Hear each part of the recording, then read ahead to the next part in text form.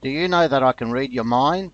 I know that if you follow the following instructions, your answer will be 1. Let's see how that works. Think of any number, preferably a small one so you can do the calculations easily in your head. Square the number. That means multiply it with itself. Now add your answer to the number that you started with. Have you got that so far? Okay. Next instruction.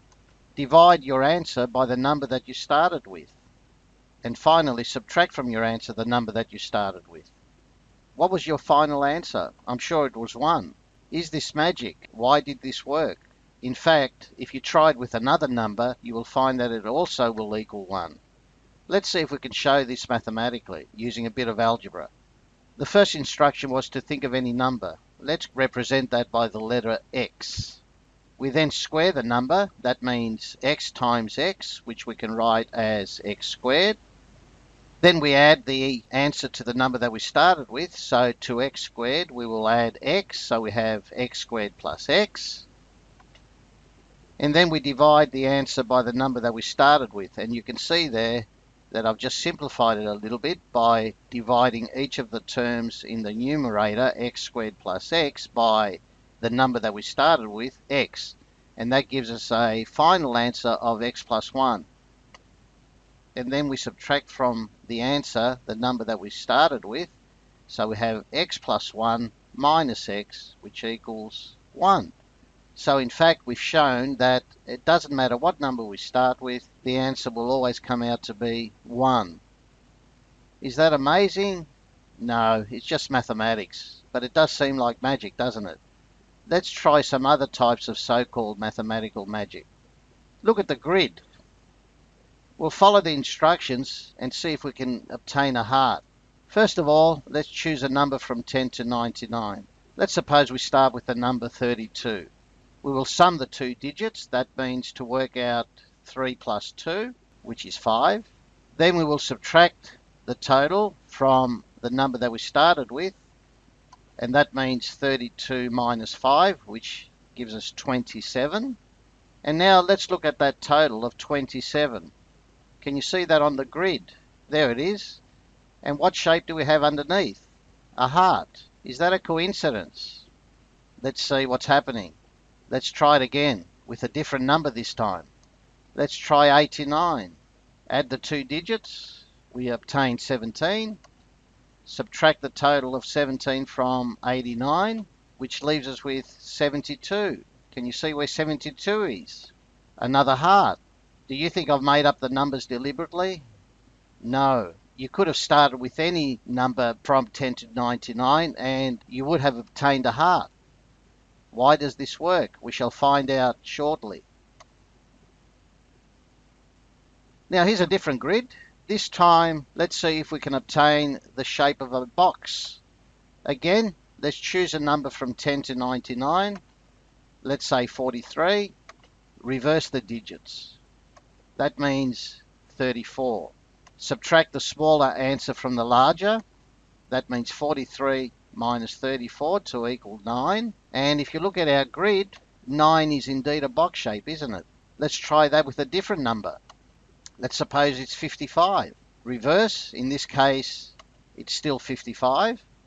Subtract, we get 0. Another box, as you can see in the grid. What's going on again? We shall find out shortly.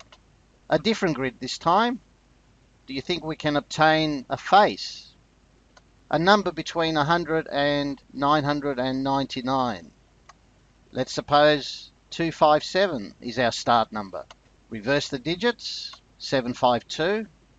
Subtract the smaller from the larger, 495. Where's 495 on the grid? There it is, smiley face.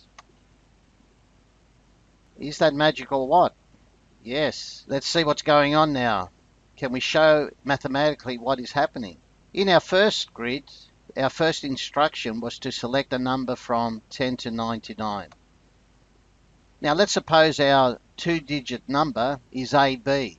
Now we can split that up and write it as 10A plus B because the A represents the tens column and the B represents the units column. The next instruction was to add the two digits. That means A plus B. And then we subtracted one from the other. In other words, our original number, 10A plus B, and then minus, in brackets, A plus B. And you can see that that comes out to be 9B. Do you notice anything about 9B, especially the 9? It's a multiple of 9, isn't it? 9B is a multiple of 9. And if you look at our grid, do you notice anything special about the positioning of the hearts? They are all in boxes of multiples of 9, aren't they? So you can see that it doesn't matter what number we had started with, the end result would have been a multiple of 9, and in the grid it will always give us a heart shape. Let's see if we can show this sort of idea with our second grid. We started with a number from 10 to 99. Again, we can write that as 10A plus B. Reverse the number. That becomes 10B plus A. And then we subtract. And you can see that with a bit of simplification, we end up with our final result of 9 bracket A minus B. Again, you can see that means we have a multiple of 9. And in our grid, you can see all the values where the box is in are multiples of 9. Now, what happens if both digits are the same? That means numbers like 11, 22, and so on. Will the method still work? Yes, it will, because when A equals B, we have in the bracket A minus B to be 0, and 9 times 0 is 0, and you can see that in the 0 position in the square we also have a box shape. Now finally, for our third grid, we started with a number between 100 and 999. We can split that up as 100 times A plus 10 times B plus C. Reverse the number, and we can write that as 100C plus 10B plus A. Subtract, and you can see what's happened. Again, we end up with, this time, a multiple of not 9 but 99. And in our grid, you can see that the multiples of 99 appear with each face. What happens if all the digits are the same, like 111, 222, and so on? Well, again, in this case, A minus C in the bracket will equal 0, and 99 times 0 is 0, and if you look in the grid, 0 also contains a smiley face. There it is there. So we proved quite interestingly that it doesn't matter what number we start with in the three types of so-called magic, we end up either with a multiple of 9 or a multiple of 99. Now it's your turn. Here's the challenge. Can you create your own magic grids using your own numbers and shapes following the type of instructions that I've given you? Also extend it by seeing if the magic works for numbers between 1,000 and 10,000, or even beyond that. I hope you've enjoyed this journey into the mathematical magic of numbers, and I hope to see you soon.